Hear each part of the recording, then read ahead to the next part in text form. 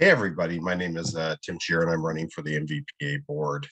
I'm not sure exactly how you do these sorts of things. I've had a couple of people reach out to me and ask me kind of my views on different and um, I thought this was probably just the best way to get my ideas and thoughts about how I view things regarding the organization out. It's August, which I'm a educator. So it's the start of the school year, and we're trying to close up my dad's estate. He died about a week before the MVPA convention, so a lot going on right now. And so I believe voting starts in September, so this would be a good time to get information out. So anyway, let me tell you just a little bit about myself. I live in Columbia, Missouri. I'm a native of Quincy, Illinois. And I served in the Army Reserve for 28 and a half years, retired as a lieutenant colonel. I had 3 mobilizations, no deployments, not a combat vet, never claimed to be. But I had a good run in the military. My branch was MI, military intelligence. It was just everyone I worked with was fantastic. And so I was doing that part time for my 3 mobs, which pulled me away from my civilian job in Desert Storm and after 9/11. And then there was another one into Somalia that I got pulled in for. It was about 4 months, 5 months. But and then on the other side of things, I'm an educator. I've had a variety of roles. I was a physical plant administrator at Truman State University in Kirksville, Missouri. So I maintained housing for 3,000 college. Then I went and I taught Army ROTC as a contractor, did that for 8 years. And we kind of moved that program from a bottom order program to before I left. We were named the best ROTC program in the west half of the U.S. And I was a part of that. You know, it, I wasn't leading that, but I definitely played a role in that. Then I went on to Missouri Military Academy, where I was the director of college placement and counseling. Did that for 6 years and put quite a few kids in military academies and schools and things like that. And then from there, I went on to a private school here in Columbia, Missouri, where I live, where I'm the dean of academics, and I'm starting my 8th school year. And I made it through at drop, so life is good. I do the schedule, all sorts of other things. The best way I can describe my job, for those of you not in education, maybe with a military background, is that like I'm the S3 of the school. I put a lot of things together, and just take the people that we have, which are teachers and students, and the resources which we have, which would be teachers and classrooms and the curriculum, and kind of make it all work. And I work a lot with community college, work a lot with our local career center for kids that want to do vocational class. Fantastic. So that's what I do on the civilian side. Also, I write some books. I put out 2 books this summer, one on Army chaplains, one on pigeons. The Signal Pigeon Corps, actually, they sold out the convention, so that was great. So I got into the military vehicle hobby mostly through World War II reenacting and collecting. And at a certain point, when you're doing that, you want to get a vehicle, and also there's only so many helmets you can buy. So I got my GPW in 1998, and finally got it started the restoration in 2001, finished 2002. And then right around that time, I bought a 1945 WC51, which we ran for a couple of years, and then it started a restoration on that at 2011, and it finished at I think 2017 is when that one was done. And then I bought one of those replica Kuba wagons. I sold that, and then got into a WC8 radio car, Dodge, and that's pretty cool. And it's a good project. It's ongoing right now. So in terms of, I'm not a master mechanic or fabricator or anything like that. So usually I'm working through to get stuff done. Although I'm building my skill today. In fact, this coming week will be my second week of a weld that I'm taking at the local community college. So it's a lot of fun. and just trying to build my skills and get better. And that's what the organization needs to do. Um, so let's just talk about kind of where I stand on a number of different issues. And I think one of the biggest ones is just transparency. I think this is a challenge for every organization, whether you're in schools, government, whatever, it's transparency. And in most cases, people aren't doing anything nefarious. But if you make everything completely clear to the public, and that saves a lot of time and effort and questions. And if someone doesn't like someone on the board, then they can spend a lot of time just getting excited about some little thing. And if all that information is out there, board minutes, financials, are easily accessible by the membership, I think that helps quite a bit. And I was an organization probably about 15 years ago that I was very active in, and there were a small group of people who were running the organization, and you know, when we finally saw the financials, we saw that they were spending something like $1,000 a year on office supplies at the local Staples or Max or whatever they went. And it didn't make a lot of sense to me. And so when that person changed it, actually the office supply budget dropped to like $100, $300.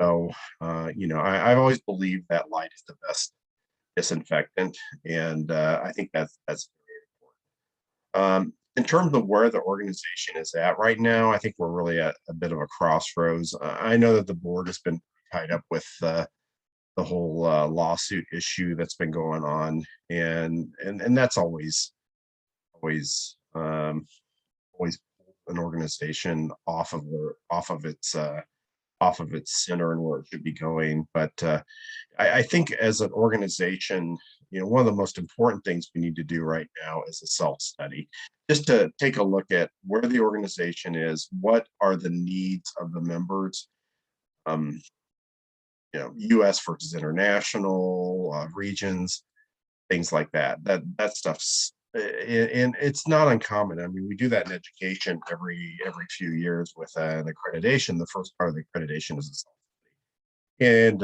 when you take command in the military, as a company commander for 3 years, that one of the first things you do is you get inspected, which means you have to get your house in order and take a look at everything. And it's really just a big self-study for the commander to see what's going on inside the organization. So I think just figuring out where the organization is and where the members are, things like that.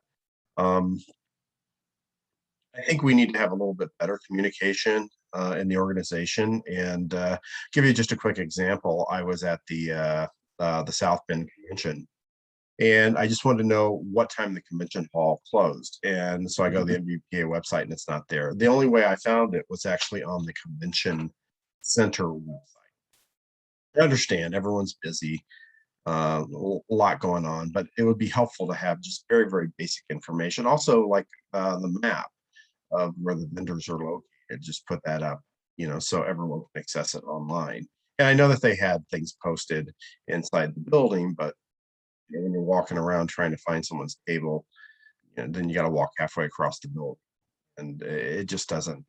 There's just better ways of doing it, and the relatively small things that can be done that can be very helpful. I'm a firm believer in all military vehicles being supported.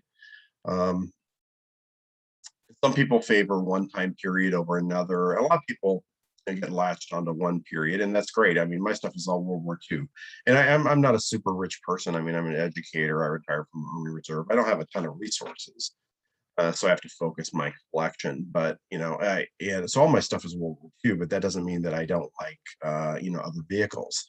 And if I had a little more budget and storage space, I would probably have an M151. I really love the VW Lotus; those are great. The M37s are um, and even the Humvees, things that were in the military during my era. It was fun to tour the plant, and if I had the time, money, and the resources, I would probably buy a Humvee too. But I just don't have room. I don't have room for what I have right now. So that's a bit of a bit of a limiting factor. But it's not really, well, one time period should not be favored over another, and people latch onto certain vehicles for certain reasons. Maybe it's just the opportunity to buy it. They think it's neat. Maybe they have their own memory of it. Maybe a family member had it. And I think also when we get to the organization, like judging and things, we should have categories for all military. Um, um, Nearly everything should fall into one category, unless it's something completely oddball, and that stuff's going to happen. But um, and I've had the experience of taking my military vehicles to a car show, and they just have no idea what to do with you. You pull in, and they're like, "What year is it?" It's a 42, and they're like, "Well, we have stuff up to 41 and stuff from 46 on." It's not fun. So, as the premier military vehicle organization in the world, I think the MVPA is certainly in the U.S. That you should be able to accommodate all those vehicles. And when the organization has been around since the 70s, and there are military vehicles now that weren't even created. So there's some really cool out there. So I think we need to support all military vehicles. Also, I'm a big believer in regional events. I'm just glad we had a convention this year, and I'm glad we're going to have another convention, or there's two more conventions that are already lined up. And I feel very fortunate that they're close to me. South Bend's basically about an 8-hour drive for me, and Des Moines about a 4-hour drive. It's not too horrible for me to go to either of those. But I understand if you're on the East Coast or the West Coast, you like to have conventions in your areas. And it should continue to bounce back and forth. And I understand we're coming out of COVID and everything's a little crazy. And again, the fact that we're having conventions a lot, as there's a lot of organizations doing anything right now. Um, I think we need to favor,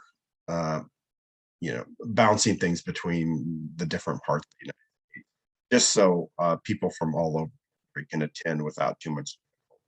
But also, I'm a big believer in regional events. I would hope that there would be some sort of a decent military event about one state away from nearly every member in the organization that they could attend, and do swap meets, and show off their vehicles and things like that. So, um, and I know like the California have some really great out there. There's the Findlay, Ohio event. There's been stuff at Aberdeen, and there's stuff up in New England, really all over. And the organization should support those events and build them up, because the convention can't be in every part of the country. It's going to be, probably in one part of the country every few years if things are going well in the organization and the right. And there's enough support. I understand putting on a convention's hard. I've organized events before, and it's tough. It takes a lot of work, and there's very, very little reward for it. So, but also, I'm a firm believer of trying to latch on to existing events. And if there's another event going on, maybe try and put a multiple vehicle section to it. That can be very, very helpful, and kind of doing it on the cheap. One of our biggest problems, I think, that we have as an organization really is just the aging out of the population. And if you look at the people attending the convention, I'm not young, I'm 56, but I would say most of the participants who've been to more than a couple are all older than me. So I think in about 10 years, the organization is going to be facing a crunch. I've heard that the organization was 10,000 members at one point, and we're probably near 5,000 right now. And realistically, I don't know how we're ever going to get back up to 10,000.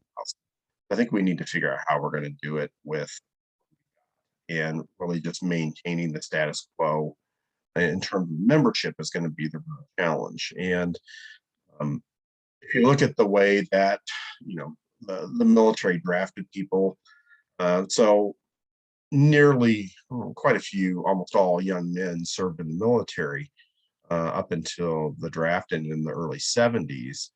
And after that, it's all volunteer force. So right now, roughly about 1% of the population is military. So that natural audience for the military community just isn't there like it was before. People didn't make there aren't as many people to make connections to their youth as there was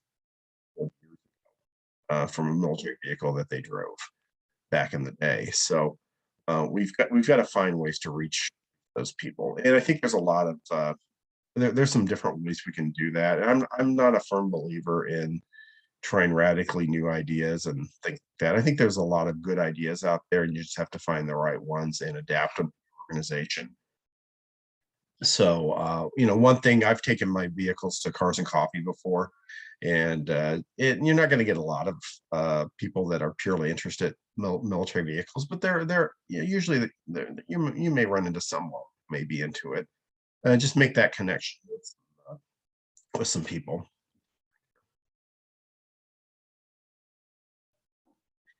I think displays near military bases to try and tap into that military market of members who are interested in this stuff.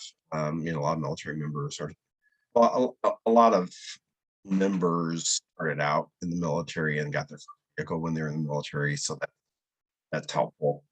Um, and also, I think we need to look at other organizations and car and see what's working for them and try and adapt it to our organization. I don't think we have to super creative on things. It's not rocket science, but just figure out different ways that we can. And I really think the individual members are really the recruit of the organization. So if you've got active members out there doing things, then you can pull in other people. I think that the organization needs to get more active with some legislative affairs.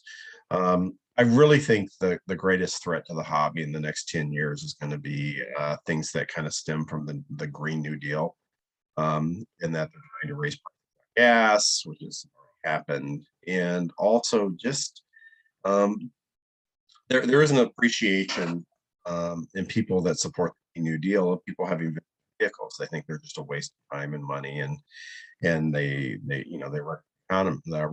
wreck the environment, things like that. So I think there's probably going to be some legislative for decreasing the number of vehicles that people can own, and or maybe just charging a really high tax. And I think as a military vehicle community, I think we've got big targets on our back. Three actually, three targets on our back. Number one is there's a very strong anti-military presence in certain parts of the certain political parties. The second part of it is that some of our vehicles carry firearms, and so then that's a double whammy. And the triple whammy would be then the vehicle collection, which is against the environment in their view. So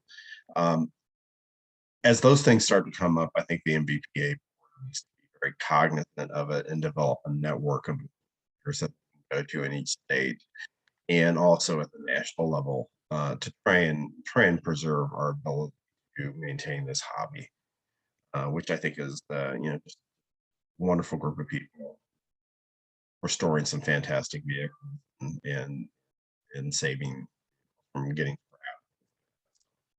Also, in terms of like vendors, the vendors are the life source of the hobby. It's the lifeblood. We can't do anything without parts. And there's a lot of new vendors that are coming online. We're seeing a little bit of a passing of the torch from some of the older vendors to some of the newer ones, or people taking over things like that. And it's kind of exciting because of the ability to use CNC machines and 3D printers and stuff, that a lot of stuff can get made that was never made before because of just it was prohibitive in quantity. Now, some people have concerns about vendors being, active in the organization and steering things. And, I think everyone in this organization is a hustler. Everyone's always buying and selling parts. I was selling my books at the convention. If you bought one, thank you.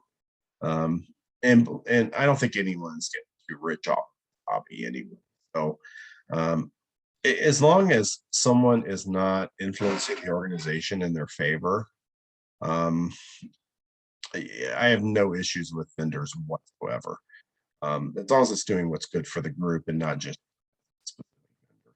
And those lines can get blurred, but we have to support our vendors. Make it easier for them to in conventions and advertise and things. Um, Also, I would like to build more local clubs, and I'll just talk about the experience with my local group, which I've been kind of in and out of for about the last 10 years. And they're a great bunch of guys, don't get me wrong, but to me, it reminded me of kind of an old Kiwanis club community, and where I'd suggest doing different events, and and I would just get zero response. And it was like if we hadn't done it in the last 15, I haven't done it for the last 15 years, we're not going to do it. And so that was very frustrating. And and as the population ages out, I think it's a time to reinvigorate some of those organizations and get them going again. And some of them are doing great, some of them aren't. So, give you a quick story. Um, had the idea to do a rally at a museum, a local museum event, and so the event's already occurring. The land is already secured. Be a matter of coordinating and putting out publicity. And I went to the local club and I said, "Hey, let's put this together." And their response was, "Well, we'd have to get permits and we'd have to do this, we'd have to do that." And basically they just found like 54 reasons to not do it. Um, and that's frustrating. And I get it. It's a time commitment. That's what it takes to keep things going. Now, in terms of my ability to serve on the board, first off, I don't really know anyone on the board. I'm not very cognizant of um, what's going on in board meetings right now for a couple of reasons. Number one, I haven't seen minutes in a long time. I want to go back to transparency. And also, I don't really know anyone on the board. The only person I know there is David Doyle. And just through his books and talking to him at conventions and things. And apparently, we met each other back in the 90s at some point, which he remembered. I don't remember. So, but other than that, I don't really know anyone on the board. So I don't really have any preconceived notions of anyone on there. Um, I used to do my Army Reserve and Independence. So I'd drive by the MVPA building once in a while. But again, I don't really know anyone there. So, I think I've got some fresh eyes and fresh ideas to kind of come into it. In terms of what I'm willing to do for the organization, I've got a full-time job, and I've got I'm doing a lot of things in my life. I'm occasionally writing a book. I'm taking a welding class. I'm trying, and I like to work on my vehicles and projects myself too. So I'm willing to sacrifice some time for the organization because I think it's worthy and needs to be done.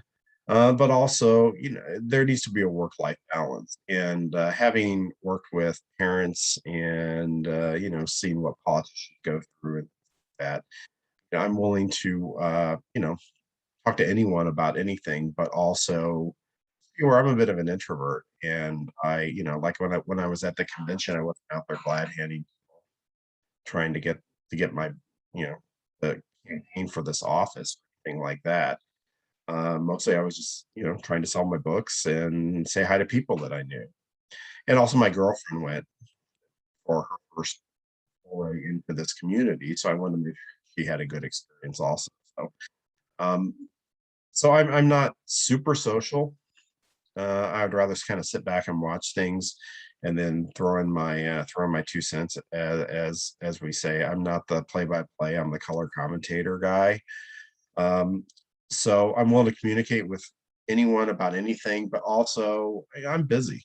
I got stuff going on like we all do. So, if you want to talk to me on the phone, that's fine. But I'm going to ask you to limit it to 15 minutes for a couple of reasons. One,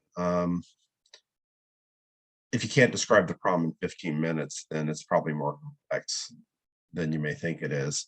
And also, a lot of times people want to just go on rant about different people in the organization and stuff like that. And those are personal issues. That's really not something that the board should be getting into.